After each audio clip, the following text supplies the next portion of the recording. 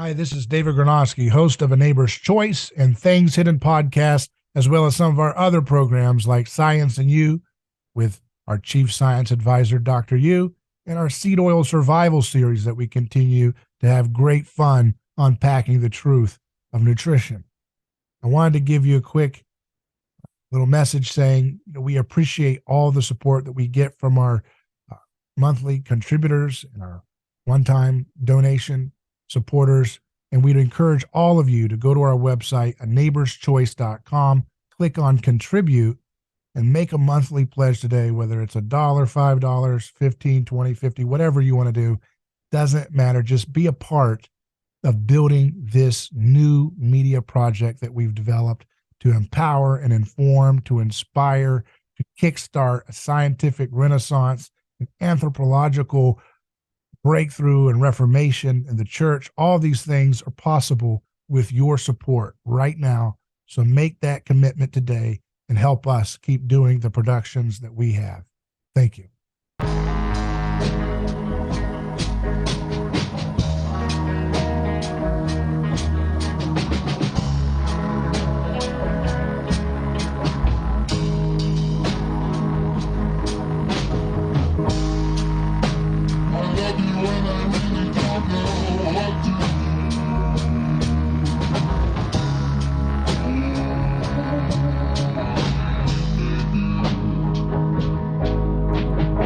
All right, this is another Things Hidden episode, and my name is Surit Dasgupta, and I have with me probably my most important guest I've ever interviewed, David Gornoski, hailing from parts unknown. How are you doing, David? Good. How you doing? I'm doing great. So, From the heart of Central Unknown, you're listening to neighbor's choice. Yeah, yeah. Here we are. Oh, So great to be back with you. And I've been away from the studio for a few weeks and dealing with the passing of my beloved father, which I'll talk about more in the near future. But I wanted to just hit the ground running to join you by audio today. While I don't have my studio with me right now, I do have the power of technology to allow me to join you. So it's a pleasure and a privilege to be with you today, sir. Oh, yeah, it's an honor, David, and my condolences to you for your loss. I've known your dad, spoke with him one time, and he was a great man, a great minister of the Lord, and definitely looking forward to hear more about him. Yeah, and I do look forward to. We'll try to do an episode where we can go into some of the great memories we have and his work as a minister and educator, who's impacted me a lot. And I'm looking forward to continuing his work and the work that we do to advance a better understanding of the personhood revolution of Jesus and what it means to have agape love as the ruling principle of the world, that Jesus is breaking into this reality, and he does so through the allowance of weak attempts at maintaining power.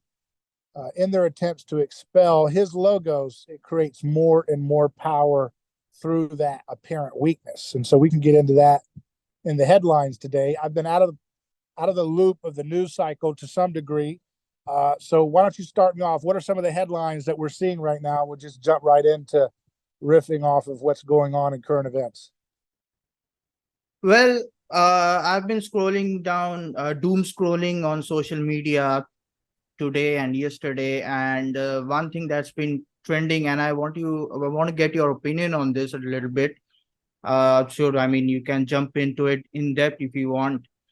So there's this movie that's just come out in the 4th of July release date, and it's been talked about for a while. It stars Jim Caviezel from Passion of the Christ, and the movie is called Sound of Freedom, and it's about this man, Tim Billard, who is a founder of a non NGO that rescues children from being sex trafficked, both in the US and overseas.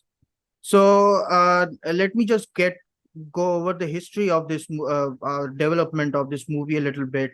So this movie was made 5 years ago by Fox, and uh, soon after that, Disney bought Fox, and as a result, they shelved this movie. They didn't release it. They just sat on it for 5 years until Angel Studios, who's known for uh, making this crowd-funded series called The Chosen. They bought the rights to this movie, and as a result of that, we are seeing that finally seeing the release of this movie, and very surprisingly, because uh, this last weekend, Indiana Jones, the new fifth installment of it, was released, and that was Sound of Freedom's competition, and it ended up dominating the box office for 4th of July, and again, like soon, it came up at the number one spot at the box office, knocking Indiana Jones off the number one spot, and looks like it's going to outperform Indiana Jones even more with less screens. Like okay, Sound of Freedom has like 2,000 screens, and Indiana Jones has like uh, double that, like 5,000 or something. And even more surprising is that you would think that child trafficking is kind of like something that's, you know, uh, it's an issue that strikes at the heart of both the left and the right.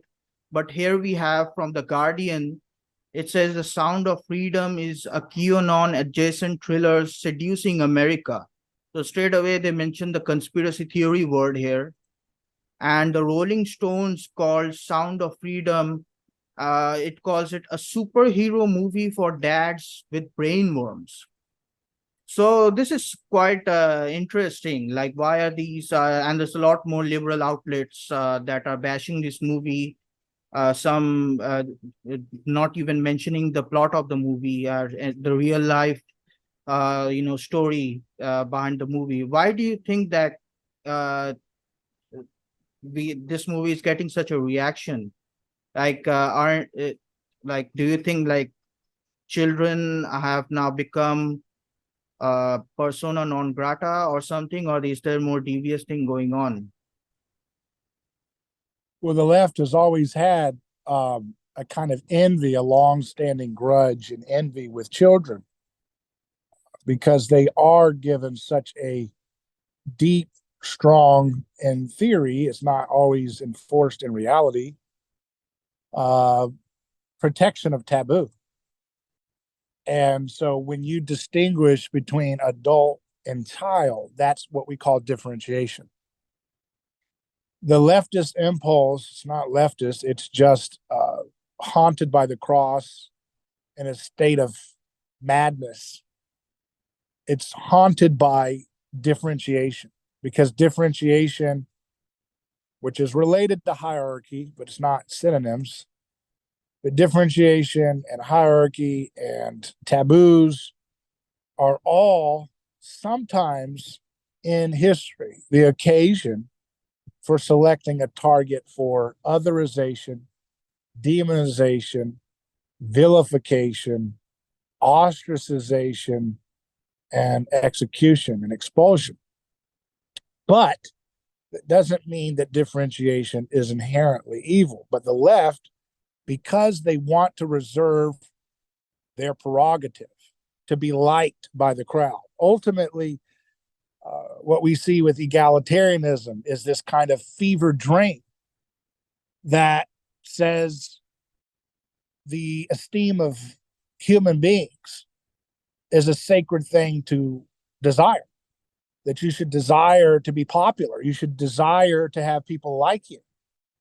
And the average liberal mind is very, very bothered by that. All human beings are bothered by that. But the ideology that drives the things that animates the leftist sensibility is one that's very, very acutely sensitive to pursuing the esteem of those who perceive themselves to be the bearer of high status. Liberals are very acutely interested in making sure that they are considered to be good by those who have high status in their pursuit of power or fame, attention, success, whatever it is.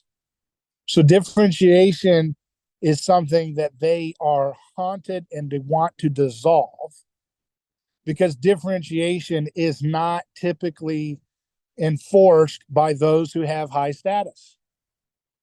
After all, in a Christ-haunted society in which scapegoat violence and the dissolution of original or older forms of power dynamics are constantly being questioned and challenged and rattled, that in that context, those who would be defenders of differentiation and boundaries, let's say boundaries, that's another word.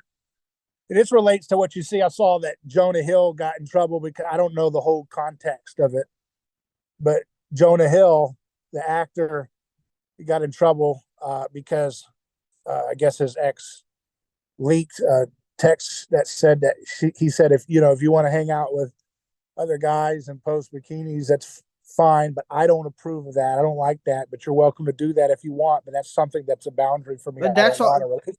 that's all that he was said. about, I thought he was ranting or something. I didn't look at the texts. That's all he said. I don't know, but I'm just saying that was the one Oh, that got circulated the most. So I'm sure there's always more to the story, and I really don't even like commenting on other people's, lunchroom drama. But the point is that's just another example of how obsessed with eliminating boundaries the victim narcissism of the left really is. The idea of saying, hey, you can't follow your own bliss into the oblivion of undifferentiation is considered the greatest assault in the liberal Christ-haunted mind. And so that's why when they look at something like The Sound of Fury, or what's it called? The Sound of Music, The Sound of Freedom. The Sound of Freedom. Yeah. Yeah. Now, I don't know, I haven't seen the movie. I can't assess it on an artistic, aesthetic, quality standpoint. But because of the actor, Jim Caviezel, famously being, Christian and famously playing Jesus in The Passion of the Christ, and having the taint of the old scapegoat Mel Gibson too close to home for him, because I think he mentioned adrenochrome or something like that. Yeah. These are things that were obviously red lines. They weren't going to allow someone who they consider that to be extremely low status. Okay. All right. You're hanging out with Mel Gibson. That's low status. Mel Gibson doesn't sit at the cool kids table when he gets invited to the Oscars, if he gets invited to the Oscars. He doesn't sit at the cool kids table. He's in the crazy uncle section if he's lucky to be there. So that's not high status. That's not cool. If you're in lunchroom drama world, you want to sit at the cool kids table. And Jim Caviezel was hanging out with Mel Gibson. He was most famous for making a movie about the Passion of the Christ, which reveals violence, which reveals the reality of human beings and their love for violence. Think about it. If you're a liberal who wants to go ahead with putting cluster bombs, which are vicious, disgusting terror weapons, into blowing up and shedding human flesh, do you want to see an actor who played Passion of the Christ whose back was filleted alive in front of the audience screen? Do you want to support an actor when you want to go along with stupid stuff like chopping off the breasts of teenagers? You see what I mean? You don't want to support an actor who has played a character like what we see in the Passion of the Christ, which is a depiction of God's revelation of the brutality of violence in a collective spirit of superiority. That's something they have. And we have. I'm always going to say we too, right? But I just want to distinguish that there's a difference in the way these idolatries manifest. Because I'm not bothered by the movie A Sound of Freedom, but a collectivist spirit is. Disney doesn't want, I guess, to distribute that film. So you get this, this controversy about, a cheap, soulless sequel of Indiana Jones with a faithful, good company man like Harrison Ford, who was really good at playing a scoundrel, not really good at being a misfit in real life. He's a very faithful adherent to the company line in Hollywood. And that juxtaposes against Jim Caviezel, who's considered, again, low status, someone who's comfortable with differentiation, someone who talks about conspiracies or concerns which are considered to be the interests of low status, low income white people. Okay. Now you have to understand the context of why a sound of violence is so scandalous in its success, because the liberal dominance in our society is used to having their entire box office filled with, movies that reinforce their worldview. And their worldview is always on the hunt for new frontiers of differentiation and taboos and boundaries to undermine. Since the cross happened, you have two basic dispositions of the modern world that have been slowly unfolding in history. You're either going to choose the way of imitating Christ, or you're going to choose resentment. And the left resents the idea that someone says, you shall not do this. They don't like that. Now, they always want to do it in their own way, but they do it in a way that is always a you shall not provide any kind of boundary. That's their you shall not. And so that ultimately is going to eventually come and start trying to sniff out the taboo boundaries of something as heinous as child trafficking. But that's such a strong, deep taboo that the liberal mind knows they can't go head on straight after it, because the liberal mind is not it's not a uniparty. There's a lot of folks who are moderately animated by the liberal spirit, and they kind of go along with the program because, again, it's the dominant crowd of popularity. They want to be cool. They want to be in high status. But they can't go out and straight away and say, they are in some of the reviews, I guess, as you mentioned, but they can't go out and say, okay, this is evil for you to make child trafficking look evil. That's evil. They can't do that. And they're resentful about that. So they have to pick at whatever they can pick at, and I'm sure maybe the movie's not well made, maybe whatever, I don't know. But the point is they're bothered by that. They don't like thou shalt nots. And because they consider themselves to be in the place of Christ, that they're the scapegoat and they're the ally of all scapegoats. And so when you make a movie where children are obviously being scapegoated and sacrificed by powerful elites, that bothers them, because they're like, well, okay, that's the framework by which I operate. So there's got to be something defective or wrong about this, right? And so that's where they go into, well, it's not truly real what they're describing, or it's something that men are worried about, dads are worried about it. Like they said, they have worms in their brains. That's not really that big of a deal, according to these establishment liberals who go down to those parades in New York City and watch seed oiled poisoned bodies shake and gyrate nakedly in front of children. To them, the idea that you should be worried about child trafficking is not something that they really want to be thinking about. They don't want to be making that something that should be hated. Now, they can't outright say that. And so they have to kind of kick the tires or do whatever they can to try to kind of attack it for other reasons. So they bring up, well, okay, the subject matter is a real problem. Yes, it's not really avant-garde to talk about it. But, but you know what is?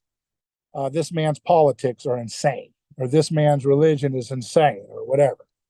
And so that's what they do to try to do that. Now, the right, of course, they're mimetically obsessed with one another. So the right goes and sees these movies for political purposes. But do they really want to do what's necessary to change the culture that is allowing these types of insane things to happen? Let me give you an example. Jeffrey Epstein's island, right? Okay. If we find out for sure, and I think it's pretty clear, that not only our government, but other nations around the world have used Epstein's island as a means of maintaining and having power, which is literally classic sacrificial violence of the least of these, using the vicious, violent assault of young girls to maintain their position in the geopolitical world in the form of blackmail, in the form of whatever. Then any church which has collected money in the name of Jesus Christ and given it to a nation that has used this heinous abuse and desecration of the image of God against these poor girls in Epstein Island's network, there should be a complete renunciation, a complete disavowal, and a return of that money. Immediate recant, say you pull that money, whatever money you've raised for this nation. If you put money into America's government, if you raise money in the pulpit in the name of Jesus Christ, the defender of scapegoats, the defender of the least of these, of the defender of children, and you put money, and they went in there and they put that money into a fund for an NGO or some group, which ends up funding the United States government or any other government that has used the Epstein atrocity to maintain their power, then the members of that church should demand all of that money be returned, that there be a public apology and disavowal, and not one more dime ever be sent to any of those funds that goes to those governments again. That's what the sound of freedom looks like, for starters. Yeah, I mean, that what you said about they're not the in crowd, it made me reminded me of what Jack Black just tweeted out with regards to there was a recent UFC event where Mark Wahlberg and Mel Gibson had some interactions with Trump, and Jack Black was outraged at that. He used this word, how dare these people quote unquote normalize Trump in these public events. So like I was thinking about that, like normalize, what does that mean? Like normalize, like is this not a human being?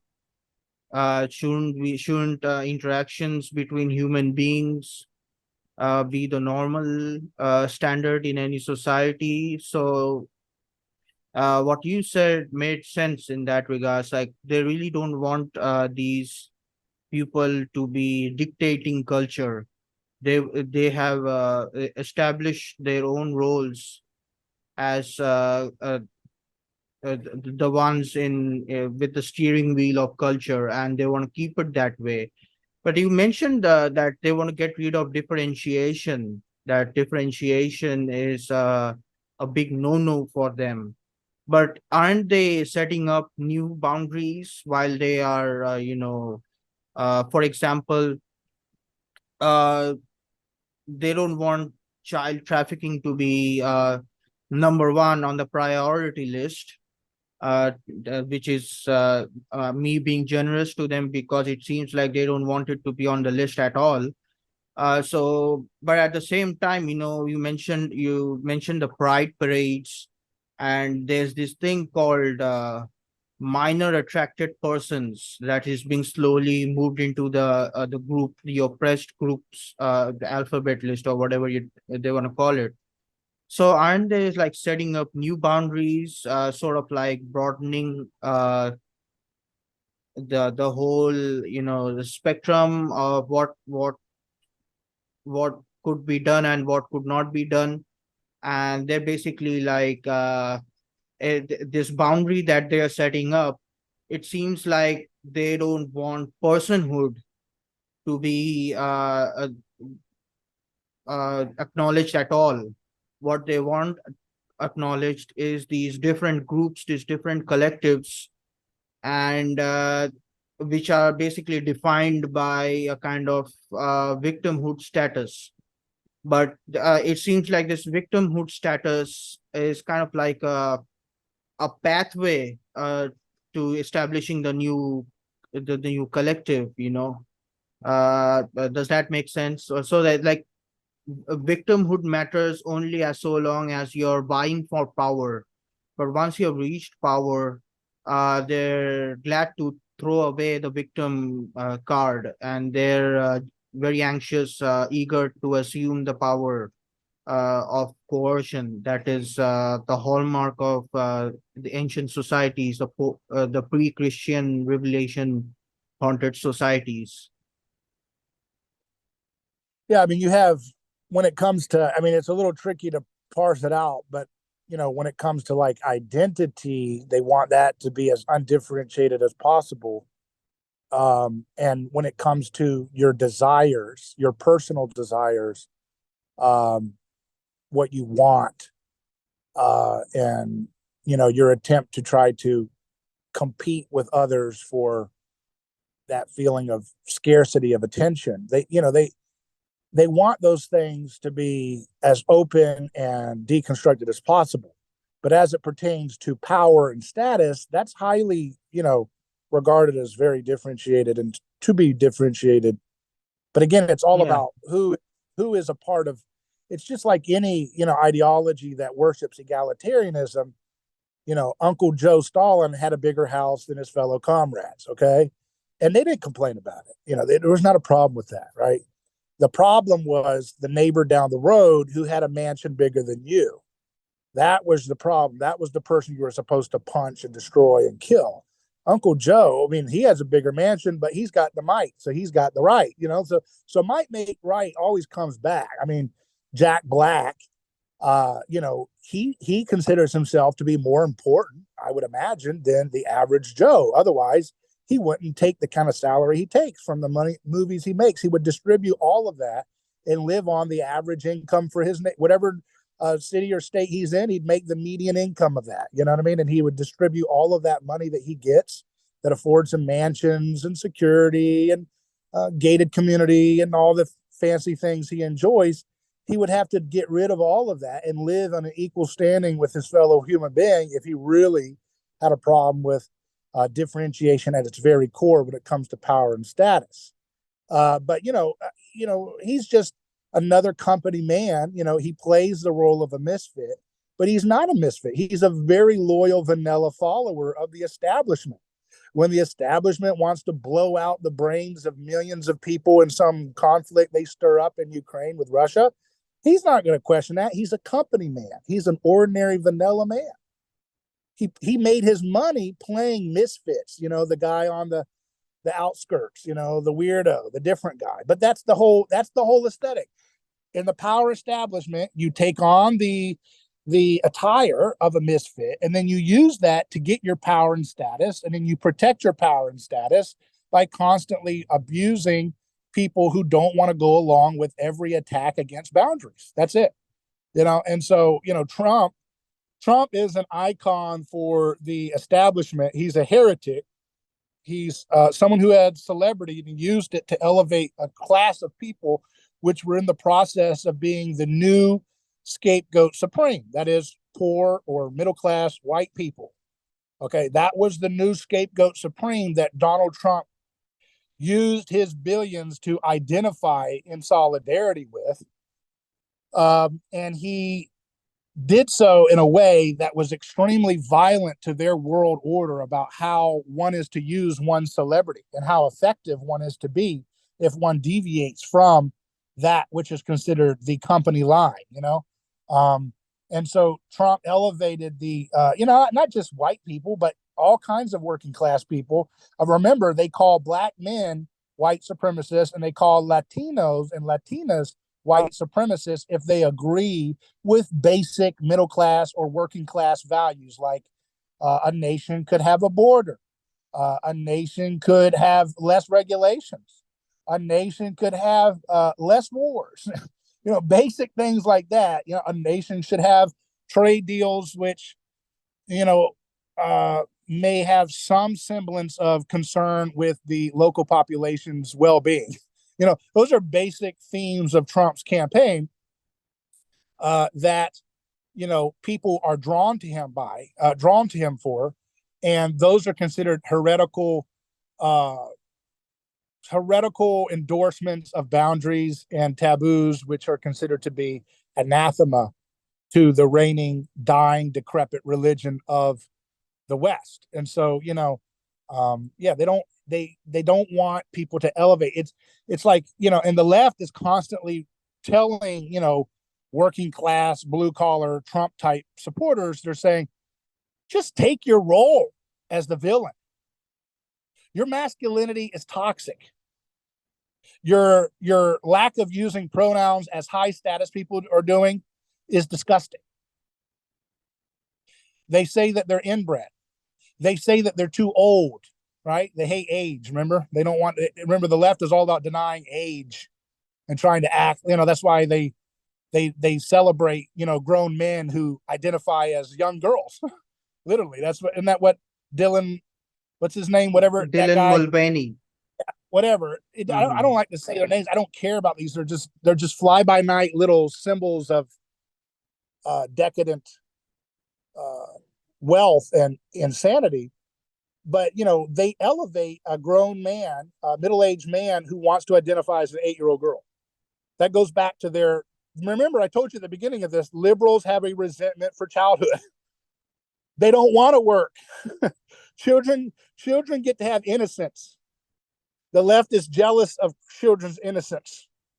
So they want to rob that innocence by having disgusting seed oil toxic bodies, shaking nakedly in their front, in their libraries and in their street parades. They're jealous of children's innocence. They're jealous of children's they're resentful that children are disinterested in their stupid taboo fetishes. They're resentful of that. They want them to be weighed down by all that drama and that desire matrix, which is why they're trying to recruit and lower the age of what's acceptable to recruit children to their deification of sexual desire as an end unto itself. Okay, they're religiously motivated with assaulting the boundary of adult versus child as young as they possibly can. They'll get away with whatever they can keep normalizing. They'll keep pushing it, keep pushing it, keep pushing it. The right returns back with, stupid, kind of tepid state laws that end up actually being used aesthetically to give fuel to the fire of the left's narrative that they are hurtful towards marginalized people, right?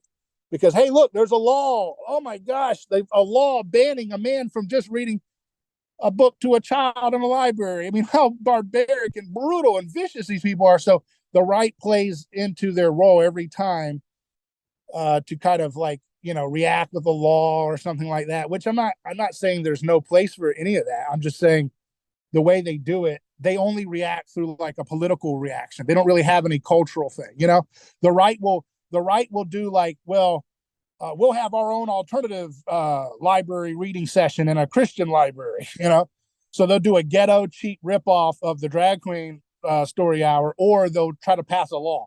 But they don't have any cultural aesthetic response, right? Because unfortunately, the right chooses oftentimes the metaphysics of paganism to respond to the fevered manias of the left's latest, provocation.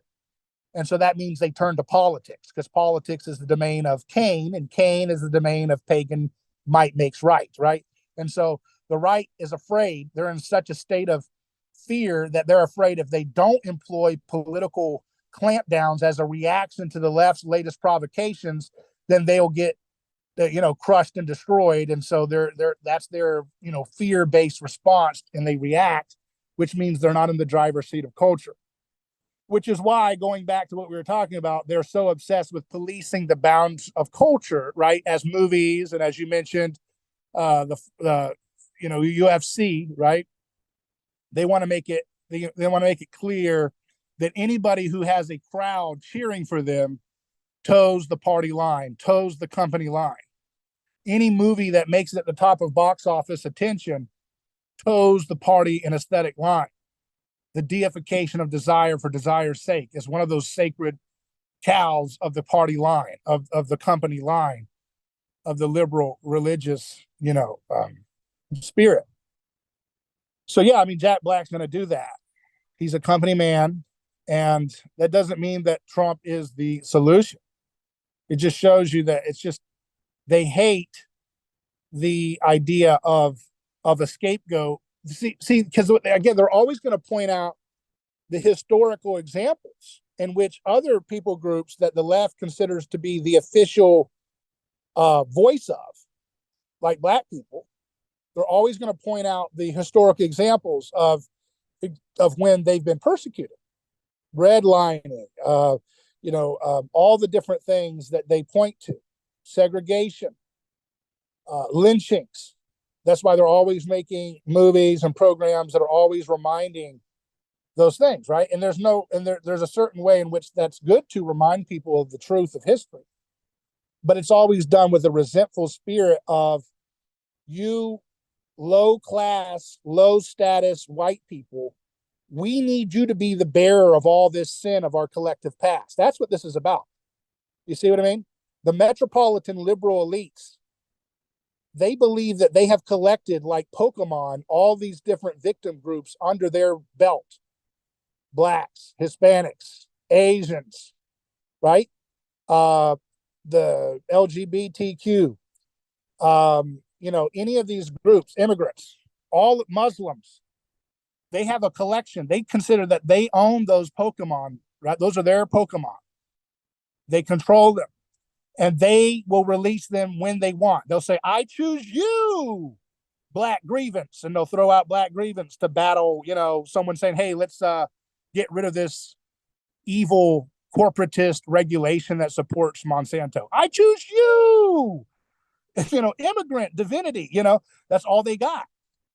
And so and they do that. And so the idea is that they want to constantly tell working class white people and men and whatever Hispanics or Blacks who don't toe the line, that you are participating in continuing the violence of our past when you don't agree to our political program of coercion, right? Because because they're saying you need to take on the role of the blame. You need to be ashamed of yourself. You need to be ashamed of your heteronormativity. You need to be ashamed of your acceptance of the gender you have, that you were born with, right? That's called cisgender. They try to otherize the natural, way of things, right? You should be ashamed of yourself, right? Always trying to push the shame onto these less, in their mind, less socially, acceptable, sophisticated. They think that they're the most sophisticated. They think that they're the most enlightened. They're the most moral. And anybody who believes in differentiation between adult and child, between gender, male, female, between property, this is mine, you can't steal it just because you're mad something happened decades to your great-great-grandparents that had nothing to do with my grandparents because they were in another country. They didn't even come over here yet. All this stuff. They want people to just accept the scapegoat label and say, you need to accept the shame. Somebody has to. Joy Behar doesn't feel like she needs to accept the shame because she toes the party line. That's her repentance, right? That's her fidelity to the atonement, that their at one-ment is the sacrificial violence that the state and its corporations employ, that they toe the line for mythologically. Joey Behar toes the lies about the COVID deal. Joy Behar toes the lies. She continues to spread the lies about the wicked, murderous wars that we're engaged in. She was towing the line. She was towing the line when it came to when Trump moved some of the Syrian troops out. The idea that these folks who are really adamant about being the defenders of the weak and the vulnerable, they do a lot. If you look at recent examples, for example, the one about Syria, that Syria, Trump removed like a few troops out of Syria. And I remember the View, which is supposed to be a entertainment product to reinforce the party line, the company line. They were just so outraged that there was some withdrawal of troops from Syria. They were just outraged by that, even though they were basically just continuing the same heinous Bush Cheney lie matrix for the Iraq war and everything else before their, the moment they were criticizing in the Syria occupation.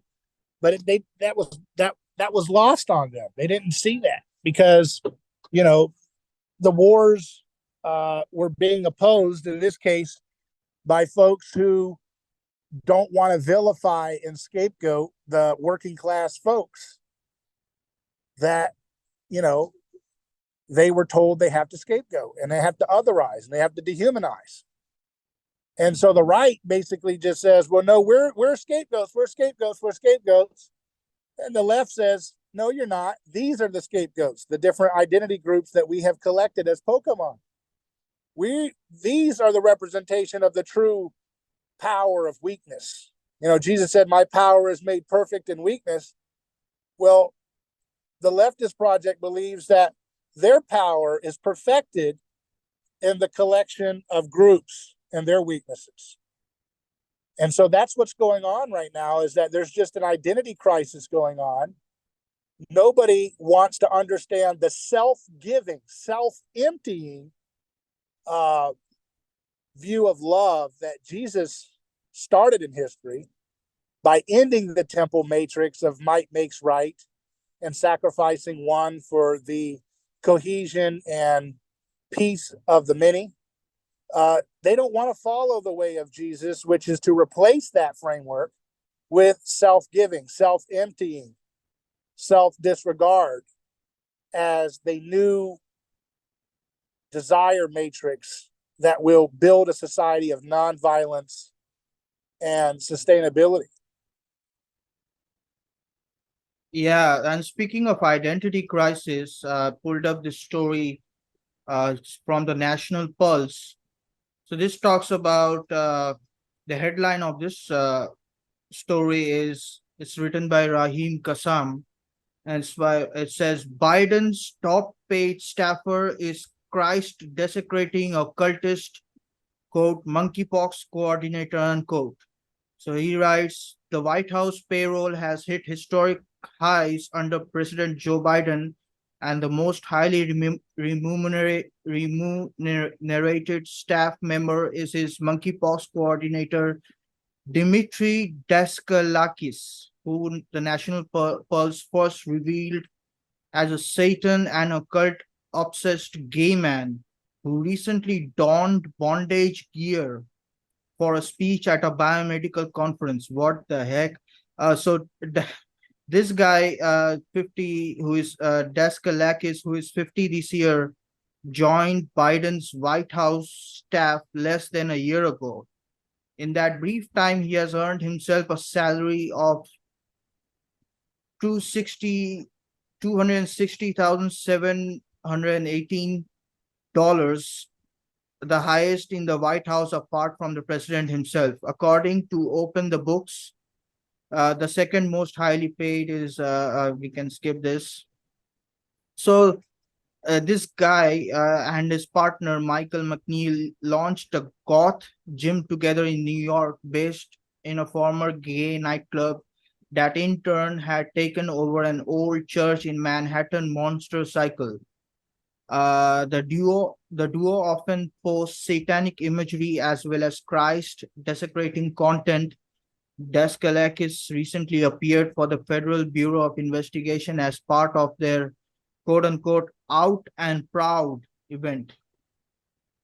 So this is very interesting. This is like the FBI, who's known to be a pretty authoritarian bunch of jackboots, hosting events as out and proud.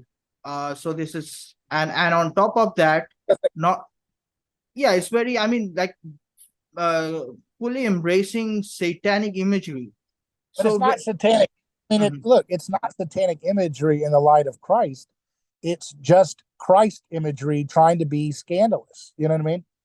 They can't, you know, I mean, they're reacting to cartoonish versions of the devil that some people hold on to, but in their attempt to play act like the devil, they're still haunted and owned by the matrix of Christ being the defender of the victim, the defender of the other. And they're just trying to take the greatest other taboo they can, Satan, and say, well, you used to tell us that he was the symbol of that which we're not allowed to do. So we're going to take that symbol, wear it with pride, and use that as currency to have power, right? I mean, they've got a lot of clowns that look like Halloween dime store wannabes, you know? They got a guy that dresses like Scooby-Doo and steals dresses from every airport he goes to. I mean, he runs the nuclear codes. Yeah. He dresses like Scooby-Doo and he steals dresses. I mean, this is a clown show, right? These are people who are desperate to be different. They're just trying to compete. They're just trying to compete for desire and power, right? And so they use all these dumb layers of differentiation to the point where we got people who have nuclear, who are basically a part of our imperial domination of people around the world, dressing up as Scooby-Doo to masquerade their vanilla banality of evil. You know what I mean? It's like, hey, don't be mad at me. I can't be guilty of evil, even though I perpetuate a wicked imperial domination of countries. Because I'm so weird and different, I dress like Scooby-Doo and steal dresses from women's, bags at airports. I'm such a scandalous, misfit that, I mean, you can't attack me. I identify as a dog. I'm that different. I'm that weird. So you can't tell me I'm a bad person. My perpetuation of vanilla, banal, disgusting imperial politics, that can't be evil because I'm, a dog. I'm a dog. I identify as a dog person, right? So that's what we call, it's like a hermit crab of arrogant wannabe people who want to rule and have power over others. Is, well, I'm not perpetuating evil because I have assumed a shell, like a hermit crab. I've hid under a shell of victim or weirdness, right? That's where they get the idea that I can dress as a dog and you can't attack me for my wicked wars and wicked violence and wicked corruption and theft, because my weirdness is the blood of the lamb. You get it? That's their blood of the lamb. The blood of the lamb is the slain victim from the foundation of the world that Christ is revealing. So they put on a dog mask and now they can be for nuclear codes, or this person, who, dresses up with satanic imagery. Oh, you can't attack him because then you're perpetuating a power system in which people who are weird or misfits are marginalized and targets for ridicule and unemployment. So we have to take the people who look the most unemployable and the most insane and give them positions of power, like maintaining some kind of drug, some kind of hysteria for a disease that's associated with taboo behavior that he very much worships in his religion, right? But there's this disease, but let's use that as an occasion to hype up scandals so that we can keep power for empire going for big pharmaceutical corporations who practice inhumane, abusive, violent drug testing on children in Nigeria. You see, they get to be a shill for Pfizer because of their satanic imagery, right? The satanic imagery represents the veneer or the hermit crab shell of other. And in a Christ-haunted world, they are like crabs in a bucket, grabbing desperately for any type of new avant-garde display of otherness and weirdness, such that our Christian sensibility to not scapegoat people who are other or weird or different would be hijacked so that they can perpetuate their exploitation of the real vulnerable and weak. Do you see?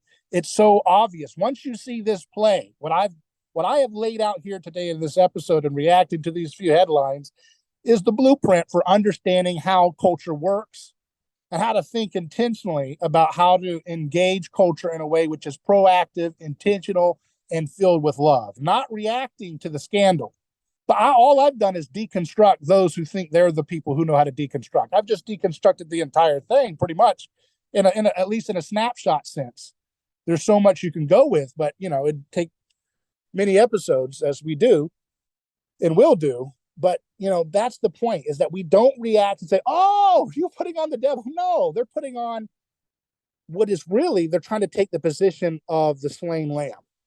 And the slain lamb, even if it looks like a goat or Baphomet, is really just the only move they can do in light of the slain lamb of the world taking over the world, which is Christ crucified. Well, And on top of that, all the nations rage. They're mad. They can't keep it together. They can't create order and unity. well, on top of that, I mean, in an apocalyptic sense, it really does unravel a lot of things, because in ancient times, you would see when governments using coercive tactics to manipulate and control their populations, they would do so in the guise of the religion, the transcendent, right? So they would say, like, Zeus is ordered you to do this, or Apollo has ordered you to do this, or the whatever the Inca or Aztec god was, the sun god, or whatever they were. But now, in light of Christ's crucifixion and resurrection, you do not see that, because people, like, there was a time during the Middle Ages, and I guess very recently until the Enlightenment, where people would put on a Christian veneer when they do government, right? But right now, you see what government, I mean, we're talking about coercive governments, authoritarian governments, and when right now they would have to take their true form. Like you mentioned, like slain lamb. Oh, yeah, that is a part of that. But I would add another aspect of that, is that uh, i- in in trying to take on this disguise of the slain lamb, this slain lamb of society, the ones who were persecuted uh, in prior generations, like slain lamb and the gay community and whatever, they are forced to show their hand in a very symbolic manner, which is like Satanism, right? Like you see governments, and I wouldn't say this is just the US. I mean, we are seeing government in its true form. It is coercive. Mhm. What is Satanism? Because there's a lot of people have different definitions. Well, of I that. would say What do you- Satanism is the system that, and it's I mean, I'm speaking anthropologically here. I'm not touching on theology or anything, but from an anthropological point of view, Satanism is basically adhering to a system that is able to sustain itself through scapegoating, through sacrificing the marginalized, sacrificing human victims, and accusing. It says that's what the Satan means, right? Accusing. But So that's just paganism. So Satanism only comes in light of the cross, because remember when Jesus says, "Behold, I see Satan fall like lightning," the position of accusation goes away from the heavenly realm of the transcendent, which is where gods would be able to levy accusations, which were really just projections of the crowd, right? But they're misremembered as edicts from the gods. So that accusatory spirit falls from the heavenly divine authoritative sense that enclosed societies, and it falls like lightning to the earth, where it will now be considered something which is taboo, right? So Satanism is not something ancient. What you're referring to in that last bit you just said was paganism, classic scapegoating. I've got the power. I have accused you of a taboo, and I'm expelling you. And in that cathartic release of devouring you or killing you, now we are together again. But Satanism comes in the aftermath of Christian aesthetic and ethics through history, saying, okay, well, from the Christian framework, you still have taboos. And so I will stand in solidarity of those taboos. And ultimately, Satanism, as I understand it in the modern sense, is the deification of desire in and of itself. So it's not, see, paganism didn't do that. Paganism kept desire mediated. Paganism kept desire mediated through hierarchy and differentiation. They did not want competition running amok. But Satanism is an attempt to say, okay, well, look, do what thou wilt, right? The full is the full, scope of the law, or whatever that imbecile said. Aleister Crowley, that goofball, that idiot. What he represents is the deification of your personal desires and your need to do whatever it takes to get what you need to satisfy yourself. So it's the worship of mimetic desire. It's ultimately the worship of the neighbor, and ultimately a desire for hyper competition to defeat the neighbor. So when I look at Satanism, I just see it as a cheap, again, Christian dominated ripoff, a weaker form of paganism that is a joke and is completely animated by the Christian aesthetic, and it can only play within that sandbox, and therefore it doesn't have many moves outside of it. And the only thing it can hope for is to elicit a shock reaction from the people it's trying to scandalize, right? Because once you are in shock, you'll be more likely to mimetically reciprocate with aggression or something like that, which will then give them the victim currency they need to try to legitimize the taboo they're trying to push. Does that make sense? Does that make sense there? Yeah, I understand what you're saying, and it does make sense. But what I wanted to get at is that, okay, like, this is it does, Satanism, what you're saying is a kind of post Christian heresy kind of system, political system. But at the same time, I would say that Satanism is a kind of unveiling of paganism, of what you described as paganism. The reason I say that is because, okay, like, not all like Satanism might be overt in Christian countries right now. It might present itself as an overt kind of thing. But in non-Christian countries, they still hang on to, or at least they attempt to hang on to this scapegoating, expulsion, human sacrificial system. And I would say that is also satanic, because there's a difference between satanic and Satanism. I was just responding to the Satanism as what we understand it in the modern framework. No, I get that. Yeah.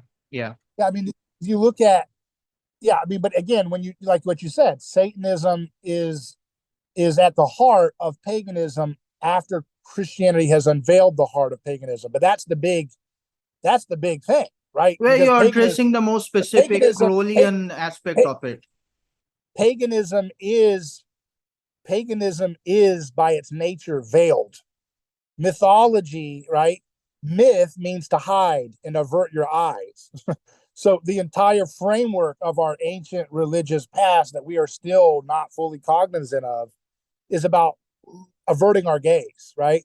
So when you say Satanism is paganism unveiled, that means Christianity has conquered paganism. And again, Satanism is just a cheap wannabe Christianity that's trying to take pagan, tropes and scandals and so forth and try to revivify them But again, it can only do so from the position of a Christian framework, which ultimately sows its own demise, because every time it tries to take the position of the other, but then it always does violent aggression in the name of the other, it ends up subverting and destroying its own purpose, because people look at that and they say, wait a second, you're otherizing someone too. You're scandalizing someone too. That's why I just did that. You know, the idea of judge not lest ye be judged indicts the Scooby-Doo nuclear power guy, right?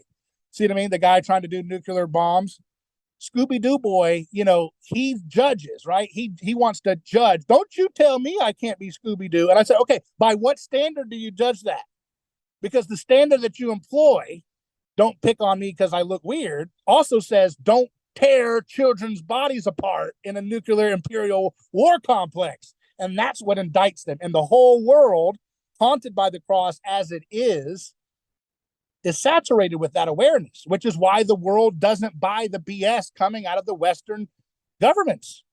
The world has had enough of Christian aesthetic to be able to easily indict the goofball hypocrisy of this dying Western government regime and religion.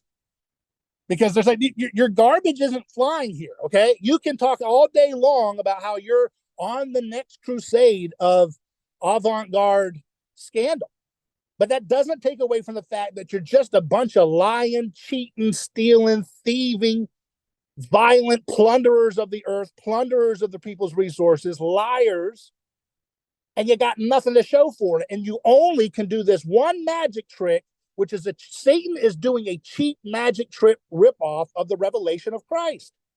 Behold, I see a lamb slain from the foundation of the world, Satan says, every time you call his bluff for the latest plundering of the people.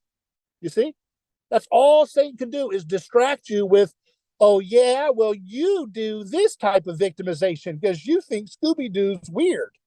And it just doesn't work as much because he's played this card out for generations and generations. And it's important to understand how media plays a role in this, because Satan's power play always worked better when media was more and more reserved for Curated, the elites.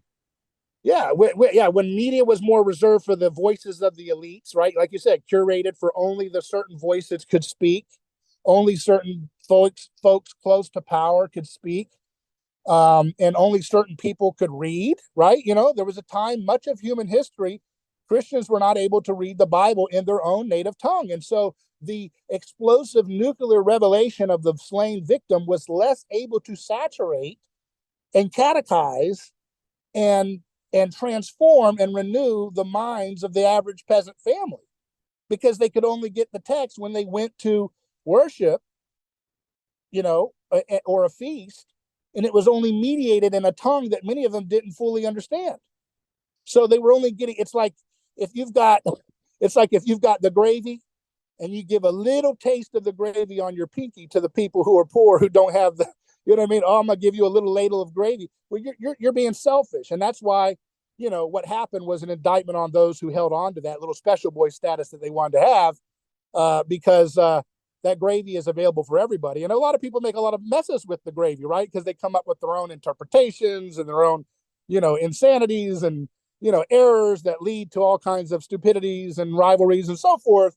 But it's beautiful chaos that didn't have to be chaotic if, you know, the church had done its job. And obviously media technology plays a role in that, but getting everybody to have access to the gospel narrative, which is teaching us. Let's remember something here, and we can land the plane here. But, you know, let's remember something here, that when you read Paul and you read the New Testament, when it's talking about, you know, don't be given to, pharmakos, which is the pharmakos ritual, right, of sacrifice. Don't be given to striving and vainglory and puffed up. Don't be given to gossip and scandal and, you know, all this stuff. He's saying you have to be, look, the temple system and all of the different temples around the world is going to be dissolved by what happened here with Christ, and is being dissolved.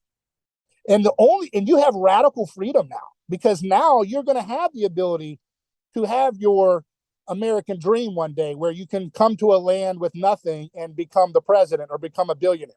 you're going to have this kind of personal agency explosion through history that's going to slowly start to develop, right? You're going to have a lot more freedom to innovate, to think creatively, to make poetry, to speak about injustices.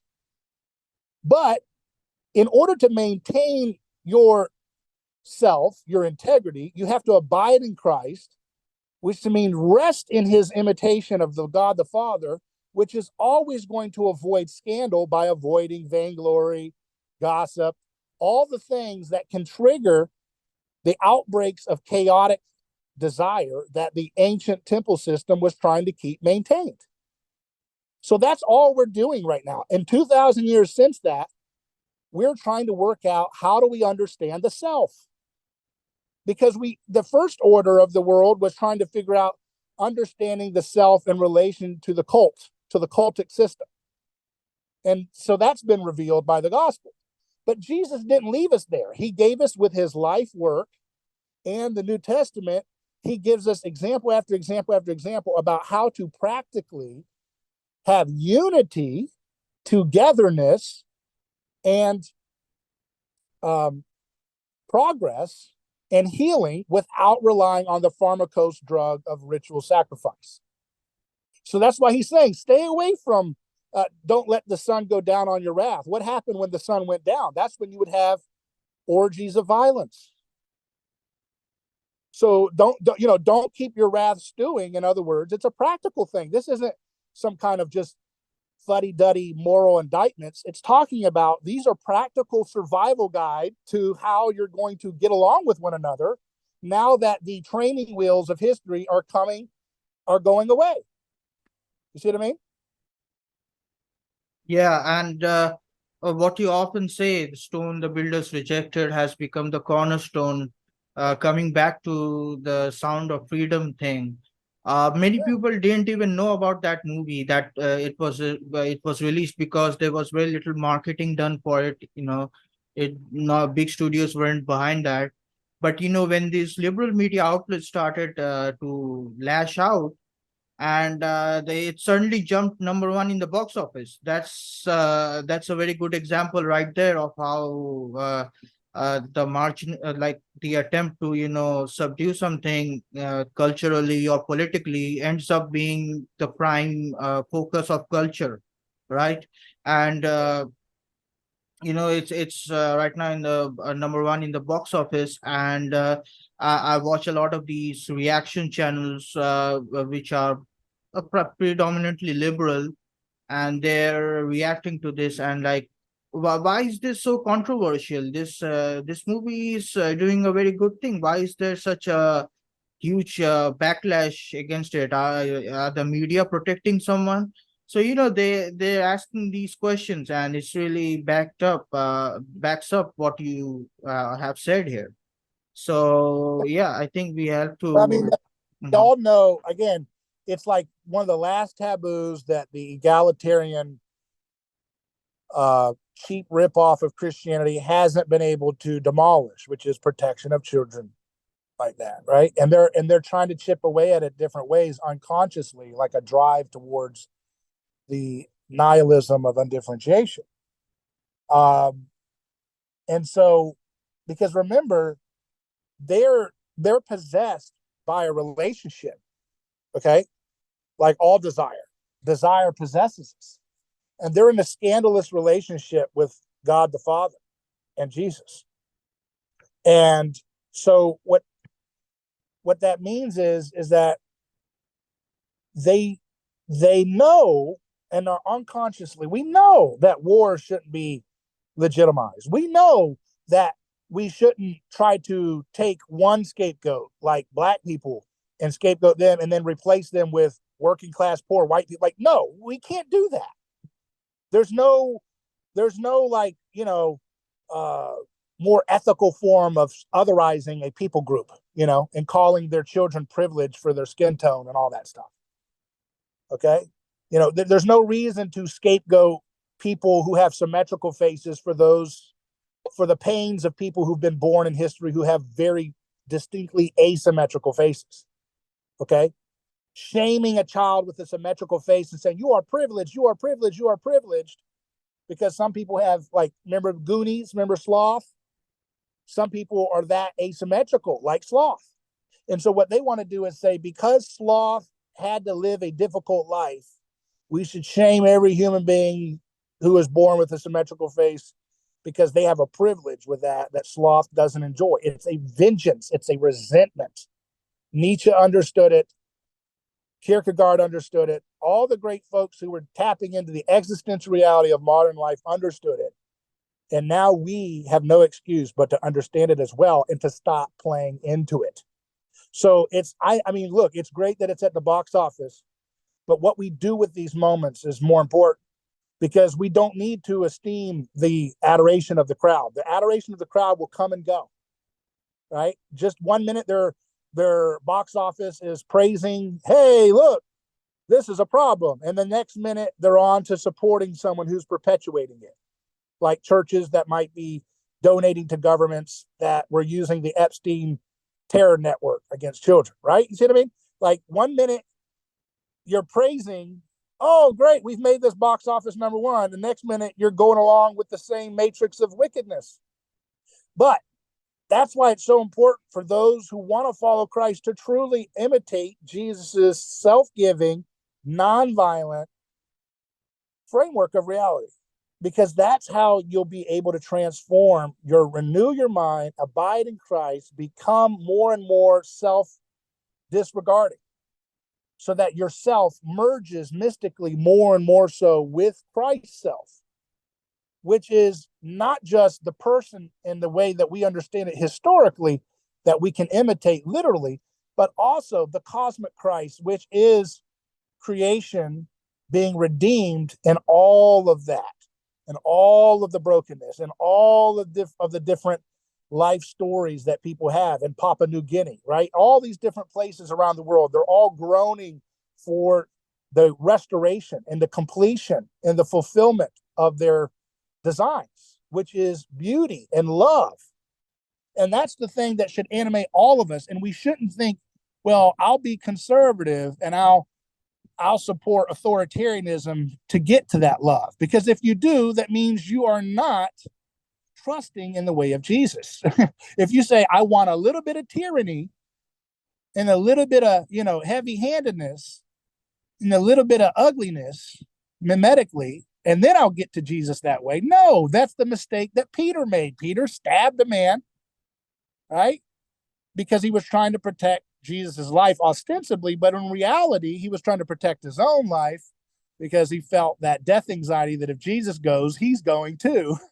And he didn't hear, right? He tried to kill his mimetic double. Telemachus is the servant of the high priest, not Telemachus, what's his name? Malchus. And he tried to stab the man. He couldn't hear him. And so Jesus restores the ear. And now that's what it means to hear. Faith comes by hearing. He's restored that ear. So now the one who was stabbed can receive the faith, the trust in the way of Christ, which is radical nonviolence. And I think it's so important for us to understand we have got to, and you and I have talked about this many times, we have got to figure out how to get rid of that ugly tit for tat spirit that still crops up in very creative ways in the Christian community. That, this whole idea that, well, we can, it's all about, imposing a kind of moral superiority over our opponents. We're clean, they're unclean. Jesus was breaking that all apart. And you can't try to impose that Pharisee ripoff of the real thing and hope to stand a chance at creating reformation and renewal for your culture so that your children can have a stable, beautiful world to live in. That is very real and possible to have that. But it requires truly imitating the nonviolent ethic of Jesus Christ. And that means no more drug wars, no more wicked wars, no more wars on education like government schooling, no more any of this stuff. But it doesn't mean that we are arrogant when we get rid of those wars, okay? Let's always remember to walk alongside our neighbor, realizing that they're going to help us see blind spots that we don't even know about yet. And that's the great thing. Yeah, amen. And yeah, there's certainly food for thought there. And I hope like people can take away from this conversation and think about these things that we are at the moment thinking about. Well, it's been an awesome discussion. It's been lovely talking to about this, David, and I hope we can do this again. All right, sounds great. And again, if you guys want to reach out to us, email us hello@aneighborschoice.com. That's hello@aneighborschoice.com. I look forward to talking to you guys soon. Thank you so much. Thank you, All sir. right. God bless. Take care.